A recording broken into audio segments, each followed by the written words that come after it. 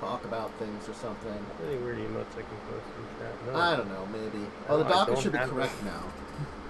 Had the wrong docket. Hi, everybody. There we go. Fix the docket. Welcome to Discussing Tabletop. It is July 15th. Woo! Hello. I don't know if that's as exciting as I'm making it out to be. The middle of July, but whatever. I'm melting currently. Something about today is just like awful. It's hot. I don't think there's anything important that ever happened in like. I don't believe there's that much important that happened July 15th, so I don't think it's a very exciting day. Yeah, just something unpleasant about today. So I've It's hot. It's yeah. a hot day. July 15th, this day You know what? Actually, there is something interesting about July 15th. It's when the Spanish Inquisition disbanded. hey. There you go. That's the one important event, I think. Spain was like, I guess we've inquired enough, or inquisited enough. Did enough horrible crimes. I guess we can be done. Anyway, so yes. That's the docket for today. I guess we should get started on it while I still have brain power. I can feel my, back being resisting the ability to have things. Why are you not working? Sorry. Playing around with my fan for a second. So, first off, we have, July 15th. Die Hard was released in theaters. The in best US. Christmas movie. Okay, that's a reasonable thing. Yeah, we'll take Die Hard. So it's the latest Paizo adventure path. This one's all about dwarfs. It's all about the dwarven. That's not better. Ancient kingdoms and exploring stuff, and I don't know. Your archivist explorers are truth seekers to find strange relics and unearth the mystery of the Sky King's tomb. The name of the thing. So, I honestly should have expected it along with the book on the Sky Citadel High Helm that they're putting out to have an adventure along with. I mean, they usually. They don't always do that, but I feel like they've been doing that a lot with like their bigger releases they talk about. They're like, hey, we're doing this book, and then they're like, oh, we're also doing an adventure associated with it. So, as per usual, if you wanted to get the player's guide, it's free. Yeah. Player's guides are nice because it tells you what to play. Yeah, it gives you what is appropriate, rather. Some basics about High Helm, the Dwarven culture and faiths and stuff. So if you're either playing a Dwarven culture or working with them, you know a bit more. Some character backgrounds for the adventure, and advice for your characters and stuff like that. Seems like everything is applicable for this adventure. That's There's good. a very amusing picture in the middle of there's like a jaguar wolf thing attacking someone in a catacomb. I mean, some thief jumping off a staircase. I'm looking at the player's guide. yeah. It's the Dark Lands or whatever the hell they're called. Yeah, it's the Darklands. It's their version of the Underdark, which is less, I don't know, weird, more weird. One of them. Are those? One little picture. Anyway, yeah. that's about all. Yeah. So certainly, you can check it out for yourself, see if you're interested in the adventure, but it is going to be coming out, and the player's guides are always a good place to see and kind of point your way into these things. Now, there was a second thing related to Paizo, if I can find. Here is the link to the company that Paizo is working with. I'd have to find on here their place. I think it's under the news, probably. So what's going on is Paizo is basically partnering with Extended Reality, XR, the game development company. Between XR game development company, Mirrorscape. So they're partnering with Mirrorscape, and they're an XR, Extended Reality, which I guess is like a version of like an augmented reality, but it's also like I don't know much about this. I'm going to say this here completely, but you know, it's kind of cool, you know. So you're able to interact with game pieces, trains, and minis, but it's all like virtual. So that's to bring Starfinder and Pathfinder to augmented reality. Yeah. But I'm gonna. Most of what I hear about augmented reality comes from. I gotta be honest. I hear a little bit about it in actual life, but most of it kind of comes from like Shadowrun, where it's a big thing. Thank you. There's another thing that's a little bit more that actually like describes some. It's at least an article about it. Okay. Yeah, I had a little article here I was trying to read through. it's okay. Let's see what it is. Yeah. That's about what I figured it would be. It's like a tablet thing that you can have like some animated stuff on, basically.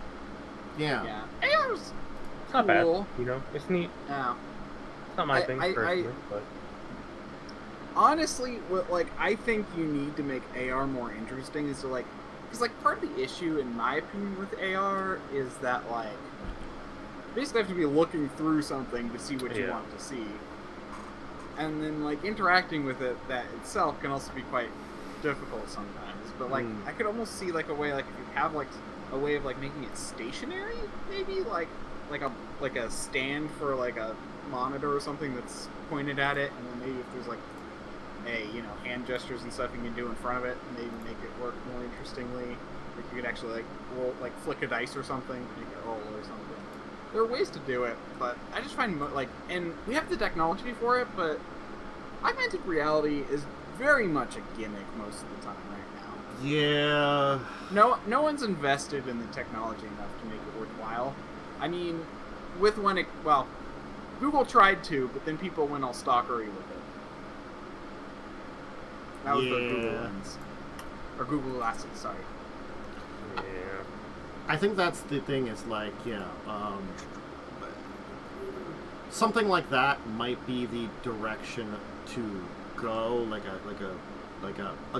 special kind of glasses or something that you can use with augmented reality. But I don't think we're there to like at the point where we're going to be doing something like that, and it's going to, be It'll be too expensive. Yeah, it's not without. Yeah, it's at a point where we could bring down the price if people were willing to invest in it, but nobody's willing to invest in it because it's such a gimmick right now. Yeah, not quite there yet. Yeah, it's this kind of catch-22. Yeah, then like VR only kind of just became a thing, so. Yeah, VR is definitely VR still help isn't really. VR still also really isn't that big of a thing. Yeah. Well, but it's something that's trying to. We're getting there. Yeah. Well, I think the AR will become a lot more popular after VR becomes real. Yeah. Like when the next gen consoles are VR, then you know that AR is going to start coming. When VR becomes more accessible, I think we'll start seeing more better reality-based technologies. Yeah, because AR is AR, interesting. You're definitely going to want like a glasses. Yeah, AR, just some kind of like glass or something. It's a very interesting idea, and like having something like you could have like a special like film over or like add on to your glasses that's very simple would make it very accessible. Now, granted, the technology's nowhere at that point, but it's an interesting idea. I think Again, it's farther along than you think. Google actually continued working on it until I want to say 2022 is when they stopped working on their Google Glasses. But after the initial like media crash of like everyone using it to like stalk people, it became very hard for them to really like make publicity on it without It being weird. getting backlash. Yeah. Yeah. Microsoft So, like, has they one as continue- well, but I don't. I think it went a lot worse. Did it? Yeah, I the don't remember that HoloLens. one. Oh, the HoloLens. I forgot that Yeah, was a I don't thing. believe that. I don't believe it ever came out. I don't know a lot about. I remember it by name more than anything, you know. So, but we'll see. It's an interesting idea. Will it mean something for your Pathfinder or Starfinder games? I don't know. Interesting Oh, gosh, idea. That looks so dumb. Oh, Sorry, I just looked up with the HoloLens. It's like, It's really dumb. I'll just say it. You know, this website they got a glowing review from Matthew Lillard, and that's all I care about.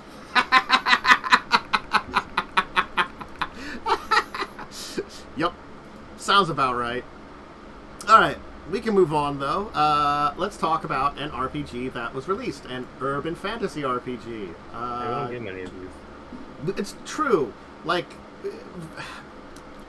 I feel like because World of Darkness has really stolen the urban fantasy kind of market, you don't really get a lot of, like, the actual things. There's others that have tried to break into it, D20 Modern, a few others, but most go either, like, near future or past to a degree, and it's just, like, having, like, a straight-up, like, urban fantasy, it's tends to be nowadays, unfortunately, on the rarer side. Definitely. it's just, honestly, I just also feel like not as popular of a genre. I can understand that, because, like, It's in that weird place of it doesn't have the cool factor of cyberpunk, and it's not as interesting as fantasy, but in fantasy. Yeah. Yeah, or it's like, yeah, I mean, you also have, like, you know, future fantasy, like Shadowrun, and Warhammer also is kind of future fantasy in a way. So, this one, it's got an interesting idea of, I guess this kind of pulls a Vampire the Masquerade in a way, where your characters are these Defiants, where are basically your supernatural aristocracy in a urban, modern kind of setting. You know, you're leading the fallen angels, demons, ancient gods, and dragons kind of things. So, I don't know what it means to be like, start out with that kind of direction, but, you know, they've got a bunch of options and stuff, and a setting and things like that, so, it's a thing that if you're interested in that kind of setting, or at least you just want to kind of check it out, the RPG has been released by Magpie Games. Oh, you're not part of the aristocracy, you're the enforcers. Oh, you're the Enforcers? Yeah. Okay, Yeah, sorry, I'm yeah, misreading that. Oh, by Yeah, no, I mean, it's kind Yeah. yeah, but it also the only place it referred to is it says Blue Bloods, which I recognize to mean police. Ooh. Yeah.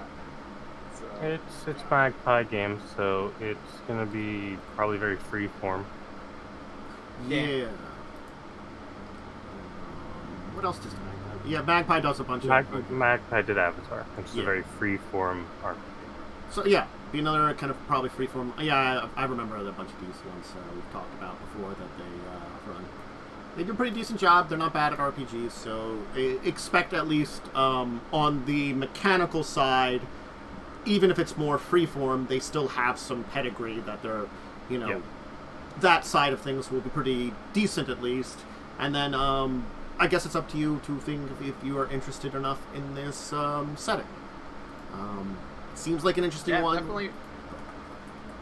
I was just going to say, definitely freeform. There's no simple. You succeed, you fail outcome. There's always a choice, an obstacle, or some trouble involved, but also bonuses. I'm like, yep, that's a freeform game. Yeah. It's very freeform. Avatar is a lot like that as well. Mm-hmm. So, we also have something from Kobold Press to at least mention, because I have been at least keeping up with what they are doing for their RPG. They have an alpha version of Tales of Valiant. So that is something I am very happy that they're kind of showing off. It's going out to Kickstarter backers, at very least right now. And they apparently can, if you want to, and you're not a Kickstarter backer and you're still interested in it, there's a purchase that I would have to see. Where the fuck is the link for that? I don't know. The purchase one, I guess, is going up at the same time as it's going up on the Monday. So it's Monday. The Kickstarter backers are all getting the alpha version of it, and if you go ahead. Sorry, go ahead. You go ahead. I was just gonna say, if you just want to if you're waiting on the Kickstarter still a little bit, you could still purchase the alpha version and download it from Dracovin RPG. I'm not sure how much that's going to be. That's a question.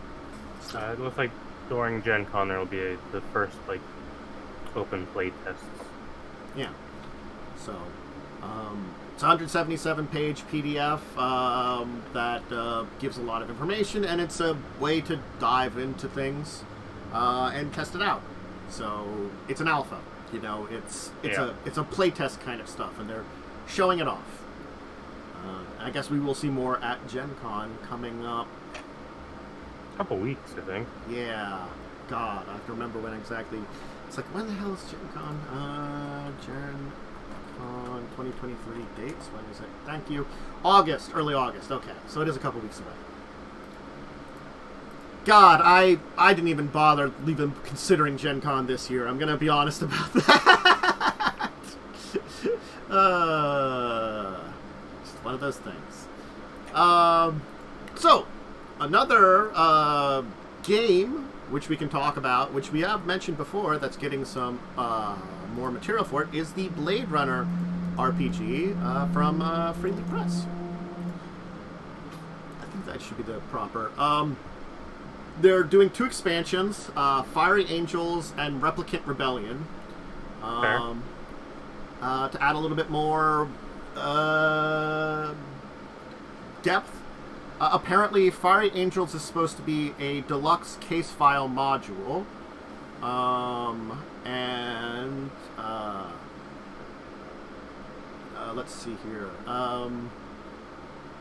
It's dealing with I'm gonna butcher Blade Runner information, so I'm not gonna try. I'm not as well versed in it. What came first for Blade Runner? Is it a book or a Blade Runner's a movie. TV show? It was a movie. It was a movie first? It wasn't a book first? Based on stuff. It's based on a Philip K. Dick, but it was based on a book. Mm-hmm. Well, loosely based on. Yeah, it's the basic concepts were used. Okay. You're assigned to question a suspect arrest while attempting to infiltrate the Wallace Corporation memory vaults, which lead to explore the boundaries between replicant technologies and its implications. Very Blade Runner-y. Yeah. And so that'll be one there. And then the Replicant Rebellion is supposed to add some more gameplay level stuff rather than adventure. So it allows for players to join the Replicant Underground in Los Angeles 2037. So one will be more of an adventure book, and the other will be more of a settings book for, I guess, an alternate kind of settings. Now that's more Blade Runner stuff. Ooh, great movie. Yeah. So hopefully you will check that out if you are interested in such games. I should watch it. I've never seen it. It's really good. Well, it depends on what version. I saw the original many years ago. I have to say, I have to find what the proper version is again.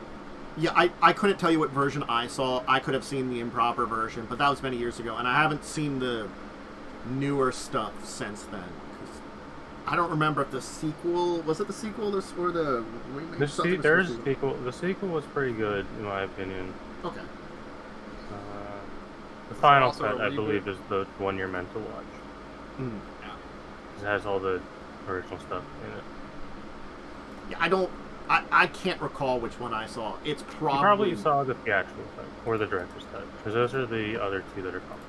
Yeah. I think I saw it on, like, a movie channel many years ago. Yeah, one of them is missing the ending monologue. Okay. That's the bad version. I just don't recall which version.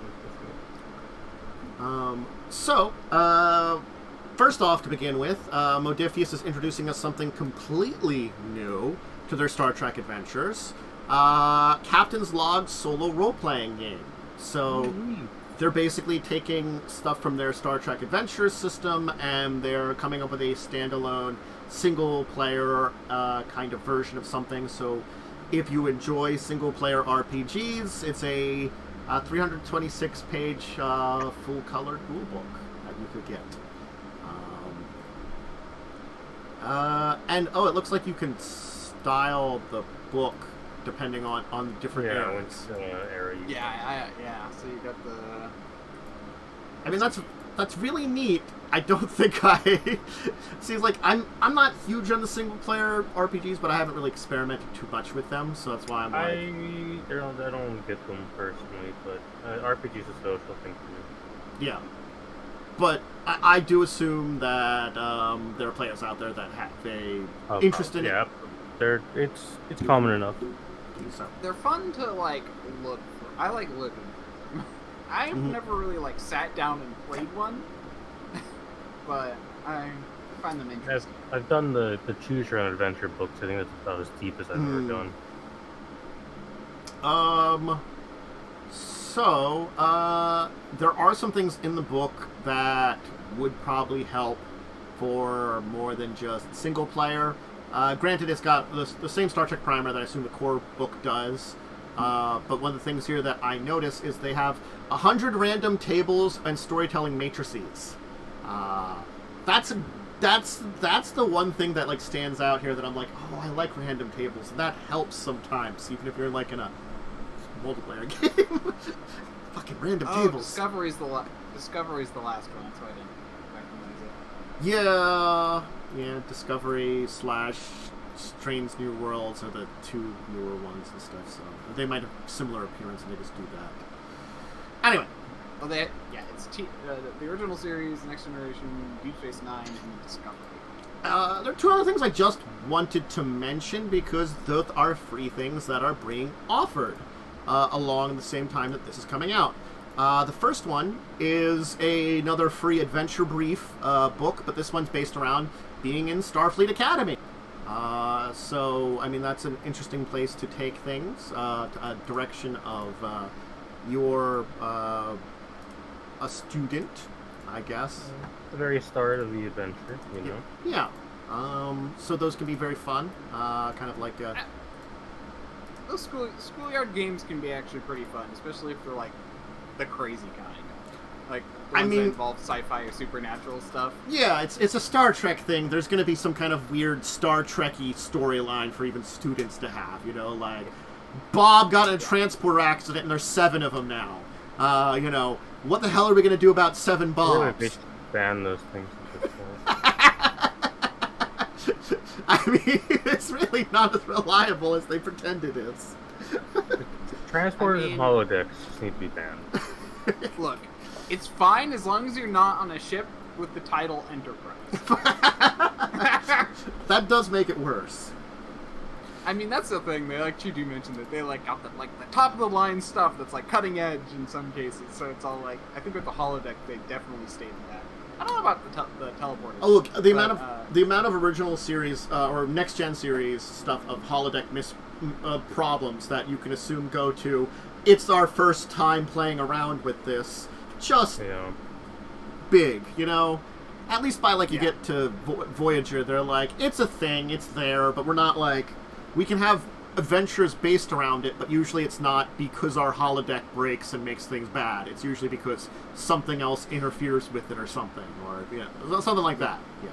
Anyway, the other thing that they put out is a continuing thing for more of the Star Trek Lower Decks. They gave some species you can play that were introduced in the series. You know, some inspired from that kind of thing. So you can check them out, definitely, if you're interested in some alternates. I don't know if they have other versions of these anywhere, but, you know, they're introduced here. Wait, is this a citation? Yeah, it was a joke in, Yeah. It was a joke in, one of the, official next-gen, blueprints for the Enterprise, that there was a cetacean thing or something rather, like a dolphin thing, and so they made it an actual thing that there's hyper intelligent dolphins working on the ship from lower decks. Okay. They actually embraced the weird. Maybe someone made him a joke, maybe no one did, or something. But I think it's also like weirdly. It's a weird thing. Don't worry about it. Ignore the dolphin in the room. I need to watch lower decks. It does reference stuff that actually has been pointed out in other places too. So I think the dolphin stuff's in other places too. But anyway, I wanted to get today's deeper discussion topic because it relates to some talks about last week and some things I was talking about this week, and that was the 3.5 versus 3.0 versus 3.5 discussion. And I don't want to just talk about it like mechanically, because that's, the easy part about that mechanically is that was just a series of like updates spread throughout 3.5. It's like lots and lots cut of out some of the bloat is kind of mostly what it did. Cut out bloat, fix a lot of issues because a bunch of classes were reworked to make them more balanced with others, and just changed a lot of little rules all over the place. And the thing I'm going to say is, it feels, having looked at both of them recently, a lot like the 5th edition to new 5th edition thing. It feels so much like that. But here's the thing that I didn't even think about until I was looking this up earlier this week. 3.5 came out like 3 years after 3.0 did. Yes. That's not a lot of time. No. And I'm just thinking about, here's a discussion about, like, how do we accept that? And I mean, like, certainly nowadays, a thing about it, like, to compare, like, look at our history and look about now, I feel like there's been a lot more pushback, certainly because of what Wizards has done with their new version of 5th edition, but I feel like there's pushback in ways that should have been similar to what probably happened in 3.5, but they're not, and we're getting it in different ways, and it's effectively a very similar thing, almost. It's kind of strange, I think. So, here's something. Do either of you have a deeper understanding as to why the 3.0, 3.5 came about? I know a decent amount about it, mostly because I did have a friend in college who was like really vocal about that whole thing. That was still after, that was still around the time, 5th edition came out, but it still was like, he still like had thoughts on it. Well, I know some of the things that were done is there was a lot of issues that were occurring in the game for balance issues and overpoweredness. Like, a lot of spells got edited to make them easier. Classes were balanced a lot, and these were things. A lot of feats were changed. Yeah. Because they were broken. Some of them made them worse. Like, unfortunately, like, I can point out, like, Power Attack made it worse because they had it that you doubled the damage you dealt on two-handed. I mean, it's still, like, Power Attack still was limiting in a lot of ways, so it's not, like, the most overpowered thing, but stuff like harm reduced an enemy to 1d4 hit points in 3.0, and they changed it to it can reduce you to 1, but it only does up to 150 damage depending on your level. 10 damage per level. And you can still save against it more. I think that was the other thing. 3.5 introduced a save where, like, you didn't have that in the same way in 3.0. So I can see, like, it's super overpowered. 3.0 haste gave you, like, an actual extra action. Then they changed it to just an extra attack, if you full attack, farther down the line, because they're like, that's broken and gross. And looking at how they add a lot of abilities, Ranger became a lot better, Monk became better, they changed a lot of classes, some didn't do anything, but there's a lot of this you can look at that says, like, these were changes that helped a lot, and it balanced the game, and maybe it's because 3.0 was so raw as a different system than AD&D was, but still linking back to it that it had that problems. When did 3.0 come in? Around 3.0 was 2000. 2000. And it was 2003 for 3.5. Yeah. So, I feel like, if I had to guess, it was like they kind of went... So that was the age when the internet was starting to really become a thing, but also not quite to the point where you could rely on it. So the idea of, like, getting playtesters over the internet was probably not as prevalent. Yeah. So basically, I feel like they probably just didn't have a very well-paid, well-thought-through, in-house testing team, and they probably biased certain things and didn't think through others, and so, I mean, and basically once it went out there, they got a whole bunch of suggestions, because the internet was still, powerful enough to voice opinions at that point, and they probably realized how bad it was and decided to change it. That's my best guess is the kind of general flow that happened. Yeah, and I think that's a good thing there. As much as, like, I bought both sets of books, and, I reflect upon this a little bit, that during those time periods, I could probably buy both sets of books. But, having spent all the money on random RPG books, that's a life thing, if anything. So I can understand... I have that again. Yeah. Someone having the money to do that things and making choices to do that, that's not, like, the thing. I think the thing was, it did such a good job of fixing so many problems, and it reflected on the problems it has. So, when it comes to 5th edition and new 5th edition, it has been, over 10 years now since 5th edition came out? 5th edition came out in 2014. Okay. When the new book comes out, it will be 10 years. It's coming out on the 10-year anniversary. Okay. And that's the thing is, that's a long time for the same system. And as much as I feel like 5th edition is in a way, I wouldn't call it perfection, but a refinement of the RPG systems. Having played a lot of it, and having chatted with you, Momo, Lightning, Cell, I think I talked a little bit about you, Worm occasionally, other people too, over the years about 5th edition, there are glaring problems with it still. Mm-hmm. And I feel like maybe a 6th edition's a better idea? Well, I don't know. So... I don't think a 6th edition would be a good idea, because 5th edition still works. Yeah. Whereas 3.5 stopped working. Yeah. 3.5, yeah. That's the thing that will be hard, is that, like, they're trying to make it compatible, but in the end, to, like, really make it compatible, you'll have to buy everything, which is kind of problematic. 5th edition, in my opinion, is probably the best version of a D20 system because of its simplicity and because of how modular it is and how much you can change it yourself. Mm-hmm. Whereas something like 3.5, you really couldn't. Well, and that's why I think 5th edition has a longer lifespan and why they're doing the 5.5 thing instead of a 6e. Also, it's cheap. So currently, I just wanted to look it up. The longest run for between versions was AD&D 2nd edition to 3rd edition. Yes. Which was 11 years.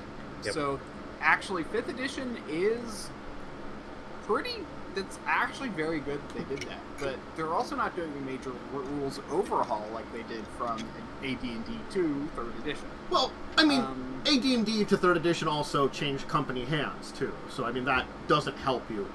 Because TSR shut down and Wizards bought it. Yeah.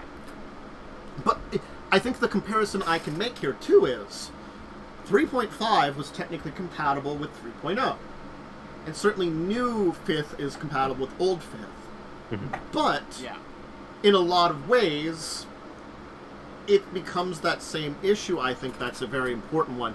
While reflecting on this, you don't really want to use both at the same time unless it's not in there. Like, if it's not something that's created for the new version, you don't really... You use the old version. But if it's the new version for more power or less power, you don't really want to mix and match, per se. And I'm beginning to feel that with new 5th edition. I like what they're doing with New 5th edition. I think they are working. Like, I was concerned when it first came out, because like there was some stuff which they really turned on their head, but their revisions have made things more balanced, and they actually are putting care into it, which is nice. I mean, at least the team working on the 5e is good, even if Wizard itself is really going downhill. Like, it's the question of, like, if you had the option of which version of a class to play, why would you not play the new one? Because specifically, if you compare, because I've done these comparisons, if you compare what is in the current UA to what the old one is, a lot of classes serve different roles. They serve more refined roles. In the new 5e, Cleric is less of a traditional Cleric. It deals more damage, those things like that. But original Cleric is more support. So if you want to be a support Cleric only, you could be tempted to play Old Cleric rather than New Cleric. Okay. Or if you want to be purely damage Paladin versus versatile Paladin, you would play Old Paladin over New Paladin. I suspect what's going to happen is what's kind of happened, what I remember happening when people discussed 3.0 and 3.5. I remember, like, there was a lot of, oh, okay, it's 3.5, this is what we're playing, but then players are like, oh, but can I use this ability or this feat from this other, from 3? Well, I like it better. You know, like, so that might happen too, where it's all like, you're probably going to stick with one, but then one player might want something from another thing.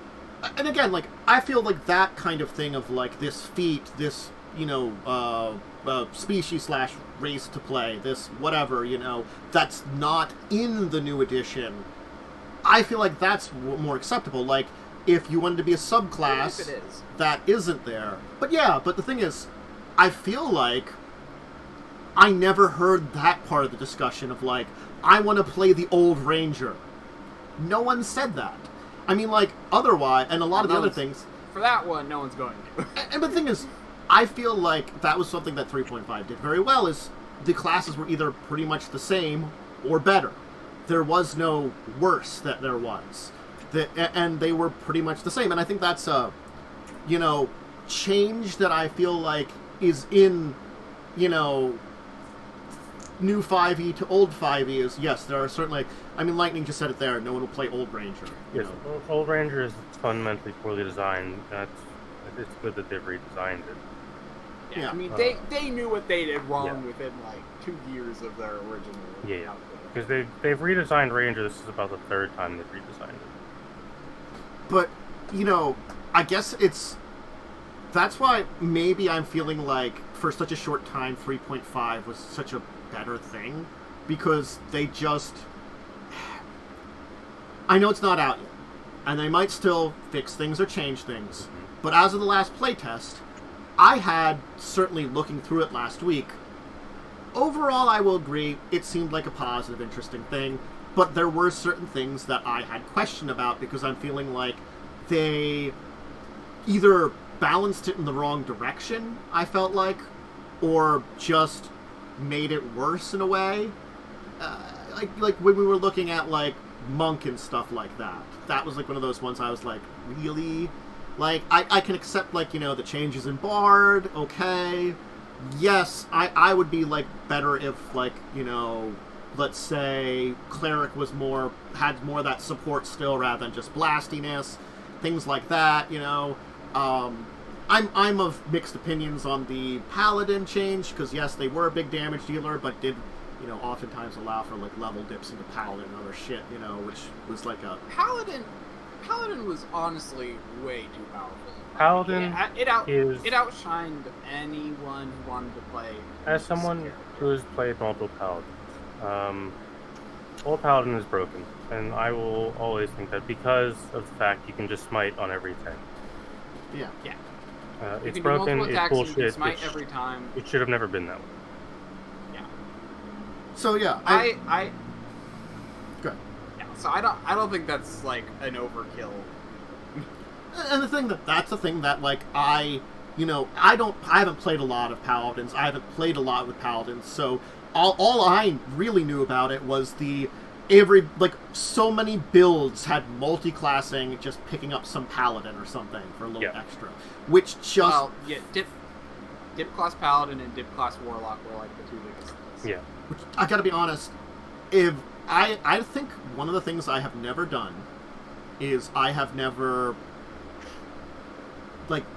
dipped like that. You know, I have done multi-class sets where I did small amounts of levels of something, but usually it would be a story reason why I didn't continue one thing, or it was qualifying for something like a prestige class and I only needed 3 levels of this. You know, I had more reasoning behind my dips rather than and I understand, okay, you're still building something, but I always feel like the dips for these two were always to abuse the system, honestly, rather than to... Yes, that's why I agree with them being changed. Yeah. Yeah, I mean, also, that's the only reason... Honestly, I feel like that's the primary reason people dip is for mechanical benefit, because story benefit is very rarely it is good often story is detrimental to dip into levels. There's another class. Multi-class is often just detrimental. The other thing that okay, go ahead for a second. I was going to say, and I actually think it should be that way, because I think the only reason you should multi-class is if you're really doing a story thing, and your character is suddenly, okay, we're going to take a year break, your character is now getting trained by monks, you all get a monk level, or something. I could see that being interesting, or being used in a way, but, I just don't think that, honestly, multi-classing has never really felt like something that has been, it's only ever been used for power game. Never for good story that I've ever heard. I guess in 5th edition, because multi-classing is a little bit more... Even in Pathfinder, honestly. Yeah. Each class is inherently building ahead. Yeah. I mean, certainly there are okay builds, but it's again, it's... I do kind of agree, there's always the idea of, at least... Pathfinder 3.0, 3.5, when you're multi-classing, it was at least simple, I feel like, and I liked that portion of it. They made it a lot more complex most of the time in newer, since then, but... yeah, I was gonna say, I feel like this is something that comes down to then, when new 5th edition comes out, would people, if I was running a game, I think, personally, would take one or the other. What would you two? What kind of opinion are you on this one? Because they're supposed to be compatible. I'm of the opinion, personally, this is something I'm already doing with the playtest, is I am using them in their compatible form, and I believe it is personally. I have not seen any issues with mixing these rule sets. Okay. Yet. I've done it for 2 sessions so far. It has been working perfectly fine. The changes to marshals have made the people playing marshals have more fun, while the people who are playing spellcasters are just kind of remaining the same spellcaster. Okay. Well, I mean, that is really the big thing with the new update is marshals are better. Wait, yeah, I even think monk is better overall. Yeah. Because they weakened its front half, I think, too much, but after level 10, or after level even 7, I'd say, I remember monk was just terrible. It was now you actually have growth after that. Yeah. Could you get a little bit more front end points to spend? Yes. I think the biggest problem with the monk is just that there's no way to change stunning strike to be worse without it feeling detrimental. I'm kind of going to be I'm kind of on the side that Lightning is saying that they do one or the other because of how much changes, and talk by older rules case by case, because that's what I did when 3.5 came out. Yeah. That was the thing with 3.5 to 3.0. I did that. Specifically, I do want to clarify.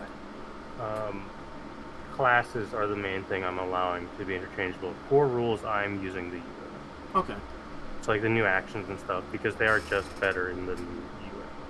You get more actions defined. You can take. They're more defined, the rules are better. But for classes, I'm more willing to let people play an older class if they would like.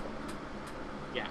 And that's what a lot of people did, is like, I kind of like this for, it's like, even if it was terrible, some person might be like, I want to play the old Bard of the 3.0 Bard. It just fits my character and what I'm doing better, even if it's worse, There are people like that.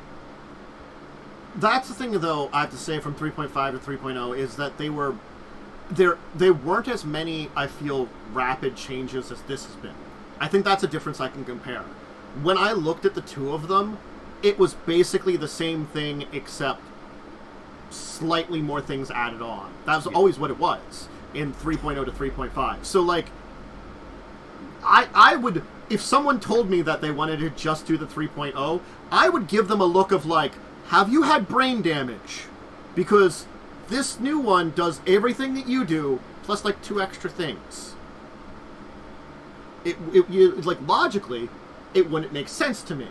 And the thing is, though, I don't see that kind of transition here. I agree with you. There is, like, points in time for both of these at this point in time. The systems feel differenter even than 3.0 to 3.5, I guess. I think the best benefit that this has over 3.x is that 3.x was about 3 years of game design progress. It's been a decade. It's been a decade of community requests, of community playstyle evolving. So Wizards can look at that and be like, okay, this is what the majority of people want, and that's what they've been doing.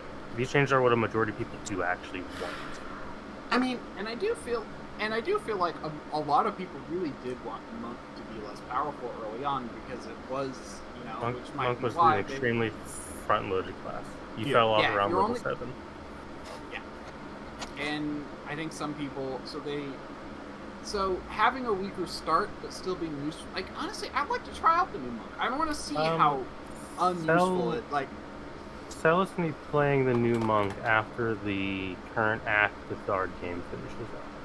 I'll report back on how it goes. Okay. Now, my question here, that this comes up to a degree. I had one for a second here when we were talking about that, and it's already leaving my brain because, of course, it is. What was I going to say? Oh! You, like, okay. The talk about the 10 years of listening, now, they've walked back on it. But what about the Druid changes? It felt like they weren't listening to the community at that point in time, when they kind of came up with... There was a stage where Druid sits in a spot where it's kind of universally agreed that Wild Shape is in a strange place, and has always been in a strange place. So they, I believe, just tried something. Okay. And it didn't work, and then they reverted to more like a mix of what the new idea was with the old idea. Experimenting a little bit with it. Because if you actually read a lot of the old UAs for this 5.5e, they were very experimental up until this point. Yeah. I mean, I guess, again, it's we're seeing a lot of it because they're trying to finalize a lot of stuff, because they've given themselves an arbitrary time frame which they can't go against, because probably investors and, the stockholders of Hasbro. Well, not even that, just corporate rules and deadlines. Yeah. It's more that we're not willing to invest more than this amount of time worth of money into this project. Is really what it comes down to. I can understand the Druid HP tanks, honestly. I have to say, like, even my experience with doing stuff with Druid, I did some stuff that I thought was kind of funny and tanky, but I never did that kind of stuff.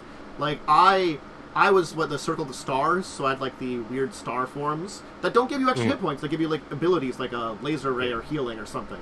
I thought that was cool. And, my big time of playing a Druid was, I think I was a Luxodon Druid, too, so, honestly, I was tanky to begin with. I just stood there and, like, was just the absorption naturally as a character, which, honestly, that's something that's been built around without having to have the wild-shaped extra HP tank. You can just build tank. God, in older, like in 3.5 and 3.0, there was Tank Wizard, which was just like play a dwarf wizard with a billion hit points and just absorb all the damage because fuck it, it doesn't matter. You got a D4 hit points, you just absorb everything. Or I updated to D6. No, it's still a D4 in 3.5. You still got screwed. I do like how they did bring back that, like, with the druid, they did bring back, like, the ability for the druid to have a companion of some sort, you know? Yeah. It's kind of more of like a fey familiar, but, like, because I remember that was a thing in 3.5 Pathfinder, like, both the rogue and the druid had a friend. Yeah, Ranger and Druid always got an animal companion. But they got rid of it because they didn't want to outclass Ranger, and then they just trashed Ranger anyway. But the other thing I thought about that was that, like, as much as Druid had the animal companion, I felt like, in the older editions at least, it always was like to balance out the fact that they didn't really do a lot, like, combat-wise otherwise. Their spells were always these weird support spells. They didn't really have a lot of attack spells. Certainly Pathfinder changed that to a degree. And then, like, you wild-shaped to something which kind of made you combat-y. And then Ranger was just a full fighter, so they would just murder the shit out of everything, with archery or two-weapon fighting. And they, occasionally got an animal that could be like, hey, flank with me so I can stab better, I don't know. I can see that maybe stepping away and, like, trying to alter their flavors more dramatically, getting rid of the animal companion and, like, to a degree, and now changing it how it is now. I can see that as an evolution, that trying to separate things, because I feel like that's something they've been trying to do, is making things feel different, more unique, which is not bad, but yeah, again, mixed. I've mixed feelings about how successful they are. Like, I like they brought back some of the original Bard, but I still feel like the Bard as it is now, though you can recapture the Bard feeling that I have, it is something that is uniquely different. I can just make the Bard that I like as a traditional Bard with it. By being the College of Lore, is it? Yeah, Lore. Yeah. Lore's still the traditional Bard. So that's like traditional Bard. I'm like, what is the other version of it? And, like, I think about that, and I'm like, I understand, it's something they're trying to new evolve, and I feel like it's something that I had as a complaint for 5th edition is the genericization, if that's a word, which it's not probably, of Warlock from 3.0, 3.5, 4th edition to 5th edition. How Warlock was something completely different than all the previous ones. And I was about to say, I kind of like how they turned the Warlock into more of a Renaissance, or sorry, not the Warlock, the Bard into more of a Renaissance man rather than, like, a musician. Yeah. Well, because that's what they did. I've always hated that Bard is a musician, personally. Yeah. I think I always thought it was very restrictive, and... Yeah. I mean, like, I feel like they've been walking away from the Bard as a musician in a lot of things, but it's just like having now had experience with, like, Pathfinder 2nd edition version of Bard, I feel like that's still you have that core that you can be the musician, but it does walk away from it to a degree and makes you more of, like, rather musician, like a scholar, an artist or something like that, a studier. Yeah, a Renaissance man. Do you know what that is? Yeah. I feel like that is more what Pathfinder 2nd edition is capturing, and I don't know if I feel that necessarily the Renaissance man feel with the new 5e version of it. Now, granted, you can still have that, but, like, that's why I always felt like the weird mixed spell selection was always part of that Renaissance man feel, and now that you're not doing that, like, we can walk away from the bardic music to be more, like, the inspiration to be more inspirational and stuff, but what? Nah, I mean, they literally describe it as, so just to read like what they said, it's like anything can inspire, because anything can inspire a new song or tale, so bards are fascinating with almost everything, or fascinated by almost everything. They have a wide range of knowledge, subjects, and an aptitude to do almost anything well. Bards become masters of many things, including performing music, working magic, and making jests. I feel like they're just trying to saying, they're just, the whole idea is the jack of all trades are kind of Renaissance man. I mean, like, that's what I kind of get from it. Well, and I kind of like that, but I kind of see where people want the traditional, I'm a musician as well, because that's kind of a things. Well, so. even for me, I don't need the kind of like, I'm a musician. I just felt like when I was looking through the new 5e version of it, you could still capture that Renaissance man feel, but I also felt like some of that was being worked away at in ways. They kept some of it in places, but that's something that I felt, yes, separating out the musical part would be better for an old 5th edition to a degree. But otherwise, I always felt like 5e Bard was Renaissance person, partially at least, pretty yeah, decently. I mean, I think they were going that direction. I agree with that. I'm trying to think about like the. Do they have like a spellcasting focus or something? What's that?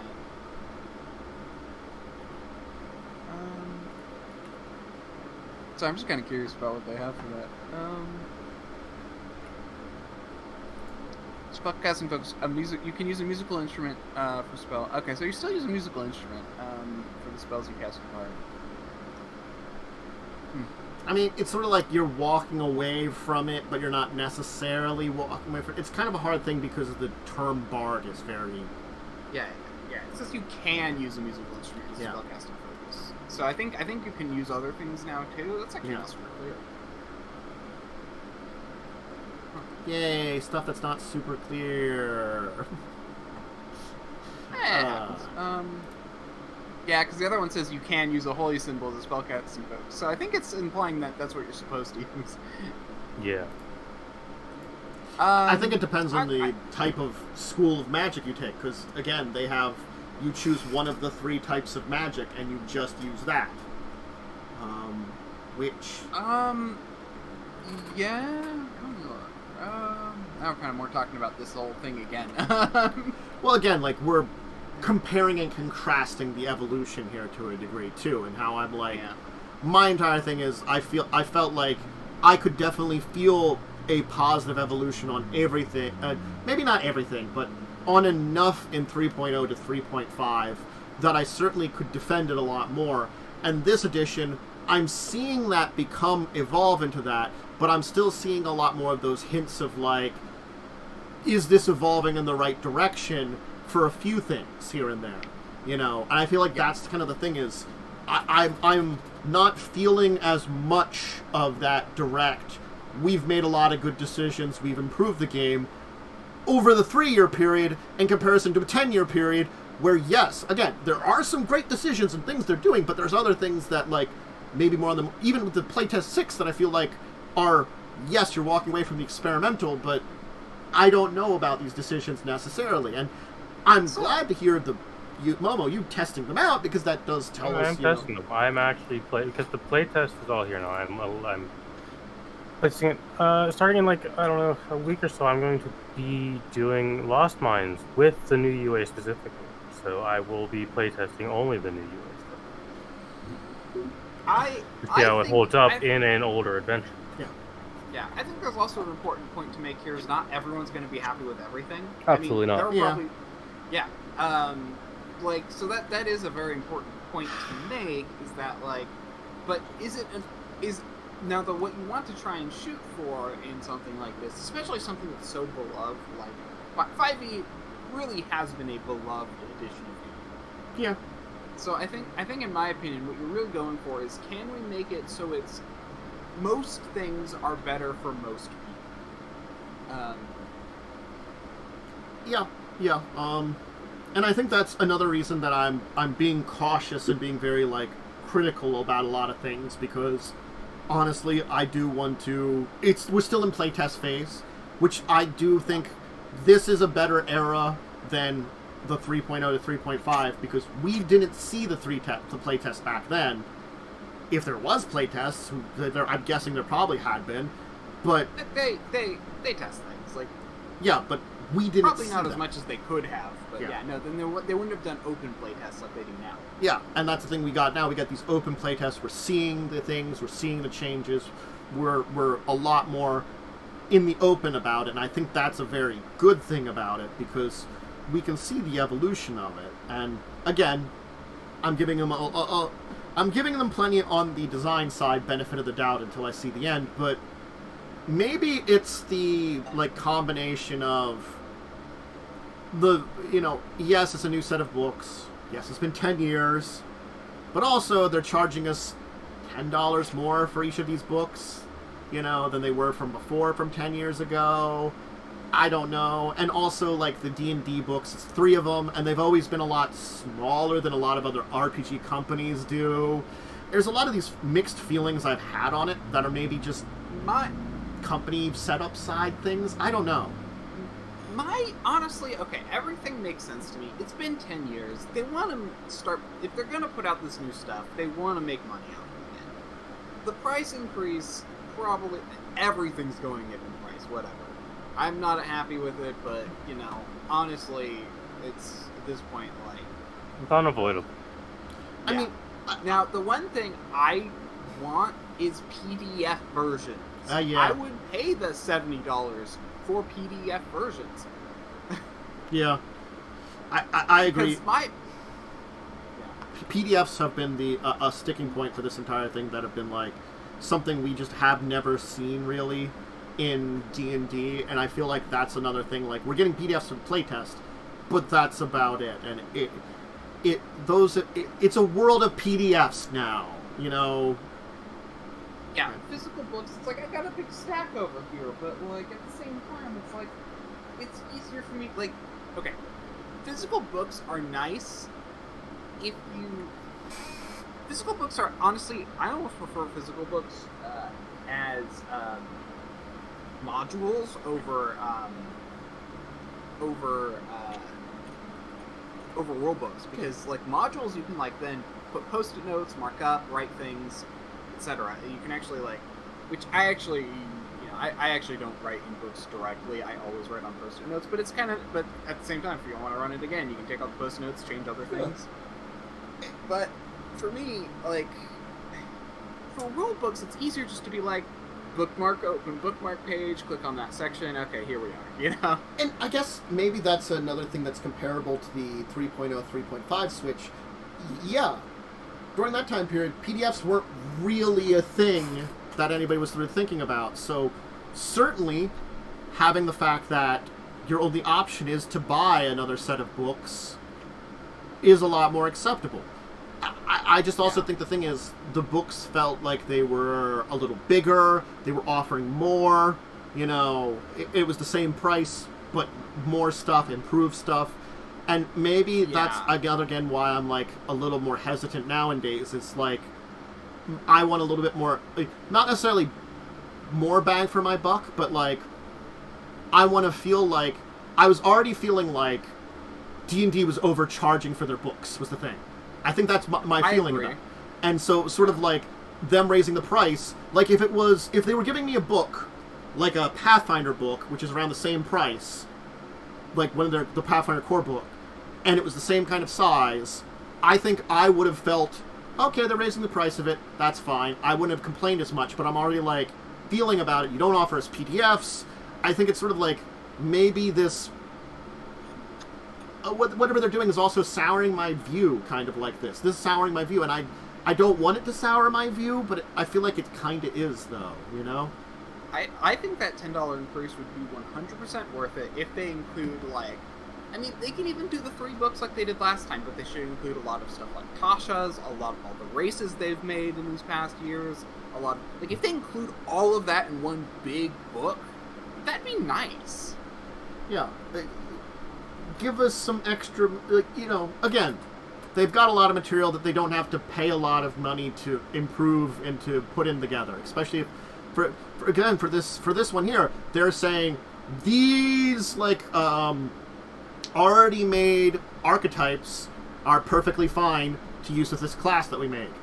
And that kind of saying means we can just reprint these without having altered them. We don't have to spend a lot of money and time playing around with stuff, and honestly speaking, I'm going to say this here. I'm going to guess we're probably not going to get a whole lot of new art. Because, honestly speaking, I don't think they need to do it. They didn't do that 3.5. It would be nice, but I don't think we're going to get a lot of it. Maybe some. I actually think they will, at least for their monster manual, if nothing else. Maybe the monster manual, but I think they would. But I think they will overall. That's one thing. They generally don't cheap out too much on the art. D&D does. Wizards doesn't. Yes and no. Depends on the. I mean, it depends. Like, you know, some Magic cards are really nice and really well done, and then others are like complicated. Okay, so I do want to state something. Okay. The new player's handbook will have 48 subclasses. Okay. Which is not like, which is 4 per class. Okay. So you will not have Tasha's in this. Just want to get that clear to confirm that. I did look that up. Yeah. So okay. Yeah, because that was So they basically are having one more subclass per class than they did. Yeah. There'll be four subclasses in each for each class in the new players. Okay, that's a little bit more. Well, yeah. Yeah. But they're not doing a compendium type thing where they're putting everything together, which is what I would have loved. You know, I would have loved a really big book. I mean, I would have paid $20 more for it if they made it like comprehensive and gigantic. They did do something with that, but it wasn't very well done. Like, it was only partial. What was it? There was something that they did, like a partial compendium of some of the stuff from like Tasha's and some of those other books before. They're just not very good at putting those together and stuff like that. I think it's like, it's been an issue with D&D's books as of late. They've been a mixed bag, you know, unfortunately, more or less, so... And this is what annoys me, is why not put them in? I can look them up online anyway. Because they want you to buy the books and pay for the stuff and get the stuff on D&D Beyond and give them lots and lots and lots and lots of money. And I feel like... I get that, but there's a reason people don't use that shit. And it's because they just don't make it accessible. Well, people do use it, to be fair. D&D Beyond is actually, like, incredibly popular. I know, but my point, though, is just that, like, it's really easy to work around. You generally only use it if you have disposable income. I mean, and, like, basics... Yeah, there's the peer pressure element where, like, a GM can be like, no, we're going to be using this. And that happens, but... I think, like... For me, I have used D&D Beyond, but I've not paid for it. I just use the basic stuff that's provided there, and yes, there's big holes in that material sometimes, but usually if it's not like... find that anywhere else. It just means that if I don't find it there, I can look it up somewhere else. I agree with you. That's an unfortunate thing that... Or fortunate/unfortunate thing as part of it. You can just kind of Google a lot of that stuff. Yeah, it kind of reminds me of the whole Netflix argument, where part of the problem with Netflix... Or sorry, not Netflix, but streaming media in general nowadays. What you wanted to do is make it so it was easy. You could make money. It was easier than pirating, you know, like. But they've made it so much more complicated now that pirating is going up again. And I feel like that's what they're doing here. Is they're just making it so inaccessible that it's easier just to look something up. And I think if they just made it accessible and easy to access, it'd be way better. People like convenience, and if the convenience is just paying money, rather than spending some time and effort, they'll just spend the money, especially if they have it. And, you know, granted, if you don't have the money, it doesn't matter, but yes, there's plenty of people that might have the money for it, and if you're giving them something convenient, they're just going to throw the money in it and be like, that was very easy, I just had to spend money, rather than I've got to go Google and look up stuff and search all around and, you know, hope I find something. Yeah, no. And I think that's like, we were given convenience, updates, good rules, interesting stuff. Sometimes, like, when 3.5 came out, there were plenty of actual reprint stuff that did occur during that time period. I just feel like when we had that time period, they gave us what was convenient and good at the time, and maybe that's because we accepted it more because that's the world we worked in and lived in. And I don't know if it would be acceptable, that kind of thing that happened then, now. It actually might not be. Yeah, well, the problem is right now we live in a world of unregulated microtransactions, and everyone's trying to get in on that. And it's actually just making everyone unhappy. Yeah, it's a very unfortunate, different world. Like, if you think about it, that's effectively what it is. You have to pay for this class, you have to pay for this book, you have to pay for this book. Oh, they're just microtransactions. It's just a different form of microtransaction. You know, it's sort of like I reflected on that I had, when I got into 3.5, after 3.0, I bought the complete books because they had a series of complete books, like complete, Warrior and complete, other stuff. I can't remember, like complete Arcane, complete, Nature, stuff like that, kind of titles like that. And some of it was just reprints from some paperback books they had done for 3.0, like there was like a Sword and Tomb book that was Fighters and Wizards. I don't know why Fighters and Wizards were combined, but they had a book combined of like Fighters and Wizards and stuff like that, it was like Tome and Blood. It was Tome and Blood. It was Sorcerers and Wizards. I'm sorry, but they had something reprinted for that, Incomplete Arcane. They updated it for 3.5, but then they added other stuff too, and they combined like a couple different books. They added some other different things that weren't there too. They gave a whole bunch of equipment from like stuff that they did a combination of reprint stuff and things, and it was an update to the new edition, with simplifying rules where you could say like, oh, this is the stuff that was compatible there. I don't need that book anymore. It may, and I didn't get those original ones anyway, so it didn't really matter as much for me. Yeah. I think part of what's hard is just that there's no guarantee that what they're giving will be worth it. And that's what everyone's upset about, is they're not giving that guarantee. Yeah. Maybe that's it. It might be. Maybe it will be, but they've also proven that they're not trustworthy without that concrete, Yeah. It's like, maybe they'll do more than we think they will, but they've also are like, nah, we're just going to give you what we kind of had in the previous book, but just with updated rules. And it's just like, okay, we'll just look up all the new stuff online then, whatever. No need to buy new books. And it's actually, in a way, shooting themselves in the foot. Yeah, I think that's a good way of saying it, that we've lost a lot of trust with them, and that means we are not as trustworthy, where back in 2000 to 2003, third edition was seen very positively. We are in the heyday of Magic, where, it's still the earlier times of it, where, like, there's a huge amount of trust for Wizards of the Coast. They gave us the original, OGL and stuff like that. That, gave us this trust that they established very quickly there. And so when they're like, hey, we have this 3.5, we were more accepting of it. Not only because of the situation, but because they had a lot of that trust. And now, yeah, they don't have that trust. So we are looking at it more critically. And we are, more suspecting that, like, is it going to be... We're asking questions that maybe we did ask before, but we're thinking about them maybe like a couple more times. Is it worth it? How much of an update is it? What kind of rules changes? We're looking at it more deeply than we would have back then. For something that is a very similar kind of thing. I just think it should have been called 5x5, honestly, or we're revised 5th edition or something. Give it a title like that. I don't know. I agree. It needs a separate title, not just 5.5 or not just 5e. It's like, which one? Yeah. Sick revised 5e, 5e point. Even 5.1. There's a lot of ways that they could refer to it as something slightly different and still be 5e. 5e, 2e. Anything. That would have been like AD&D 2nd edition. Which would have harkened back to the original things. It's 5th edition, 2nd edition. I don't know. There, again, plenty of ways they could refer to it that just it's not so. I guess another thing is that title of we're just going to call it 5th edition again just feels a little tone deaf for like just the way they're doing stuff. I don't know. And that's probably on marketing side, not the, mechanics people side. And the marketing people just feel tone deaf.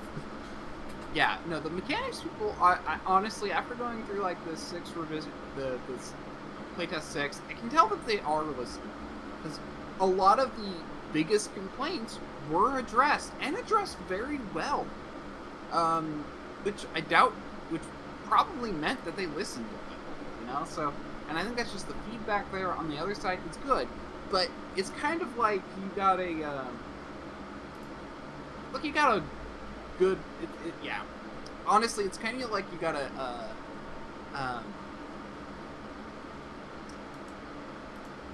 let's see, I'm trying to think of like it's kind of like a really nice carriage with, led by a bunch of drunk horses, Yeah, yeah. So, Hmm.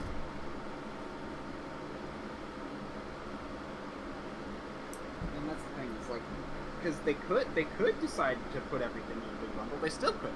Because honestly, in the end, after this is all done, the only other thing left is going to be formatting and layout. Yeah, book formatting and layout, and then editing as well. Because obviously, yeah, editing, then layout, then printing. Probably then. So yeah, because that's kind of the system. I don't remember all. Then publishing. I don't remember all the the details of the procedure, but it's like there are levels in. Up until the point in which they go to editing and layout, they could add things. I'd probably say yeah. Okay. But they're probably not going to because there's just there's no reason for the upper end to do that. And part of the problem is people will buy it anyway, and that's kind of the real issue. Yeah, I think it's another thing that, like, we have had those 10 years time, and 10 years is a good amount of time. While, you know, the 3.0, 3.5, that was 3 years. That wasn't a lot of time. And, you know, I feel like that was the thing. I can recall I wasn't the first in our group to buy it. And until I actually saw and read through it, I probably wasn't going to buy it. That's the thing I can say about it. When someone else got it, because they had a lot of extra money and they just wanted to get it because it was cool and new and they were that kind of person, having the chance to see it and read it changed my mind. But it was only 3 years' time in between there. And that's not a lot of time at all. Yeah. It's really short. Yeah, and it was basically like a real big turnaround for them, or a real short turnaround. Yeah. And this time they are putting more effort into it, but it's just like the upper management has not been handling it well, and they're basically putting a lot of restrictions on the team, but they're doing a real good job of what they got, in my opinion. No, I agree that they're doing a good job, and it feels similar to then nowadays, but it still is a different thing that has happened. It's a different event, a different evolution, and we can't deny that. You know, we can look back historically to the 3.0 versus 3.5 to today, and our two versions of 5th edition we are going to have next year. And we can take lessons from them, but it still is different situations. It's a different time period, and it's more like, rather than we should be beholden to that, I feel like it's just something we should keep in mind. Maybe, you know. Anyway, I think a lot of people are going to wait to see how it looks before they buy it, and I'm going to be one of them. I'm not going to buy it first day. We'll have to see and wait till someone buys it and we can see it, or, honestly, as you said, it leaks somewhere online and we can look it up, because hell, if there's going to be a PDF floating around. That'll literally happen. Well, there will be a PDF within the first month, but within the first 2 days... The PDF, there will be a PDF going around, but it won't be one that Wizards created, because they ain't doing that. No, of course, yeah. No, it's going to be... I'm just saying, like, within a month there will be a PDF, but I'm just more saying that that'll be C&D'd in several places, but then it will still be probably but all the information from all the classes will be written up somewhere within 2 days. Mm-hmm. Or if that, you know, like, this is the way this kind of community is. They want to share, they want to discuss, and not everyone can have access to everything. Yeah. You have anything to add, Momo? As we both not really. Had our comments here. That's my piece. Yeah. So. I'm actually, I have renewed hope in it. I still think they have their hands tied as far as what they can put into the book, but as far as the content, I think it's going to be. Yeah. And I think that's something that, at very least, if we compare the two events, 3.0 to 3.5 and new to old 5th edition, at very least it looks like it is a repeat of at least the content is good. you know. And not to say that I have felt that looking back at any edition of D&D, they are bad for their era. Because honestly, as much as some of them have, you know, concepts and ideas written into them that are probably problematic nowadays, because certainly it was of the time. Even in those times, these were decent RPGs, and, you know, some of them are hard to go back and play, but certainly some of them are just possible. I can pick up Pathfinder First Edition. I could probably pick up D&D 3.5 and have a decent time. I mean, the big thing with the old stuff is more just that they're a lot more mathematical.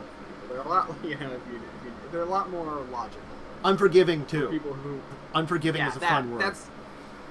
Unforgiving is a fun word. They're very strict in the way that they function, but some people like that. Some people still say these are the best versions. You know, Advanced D&D is still the best D&D. God. For people.